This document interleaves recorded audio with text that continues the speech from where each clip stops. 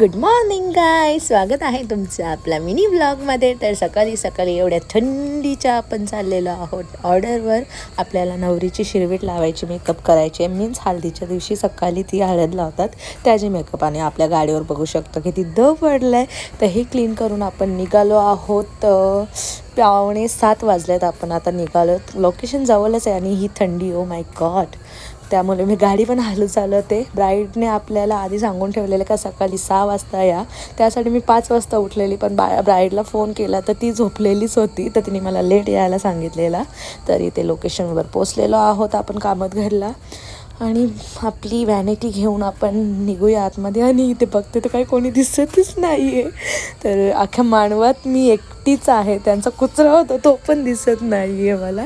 मी confuse आहे का नक्की आजच हळद आहे ना, नाही तर माझा पोपट व्हायचा. इथे मला कोणीच दिसत नाही आहे.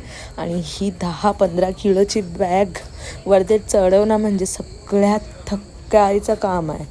तर डेकोरेशन बघून आपल्याला असं वाटतं का आजच हळद आहे, बट अजूनपर्यंत मला कोणी दिसला नाही आहे वर चढले तरी.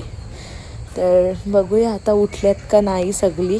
तर इथे पोचले आणि मी बघते, मी आल्यावर नवरी आंघोळ करायला गेले. तर आपण थोडा वेट करूया. आणि मी इथे सेटअप सगळं लावून घेते आहे. व्हॅनिटी म्हणजे बेडवर म्हणजे पसरले आणि हे काही चुड्याला लावायचं आहे.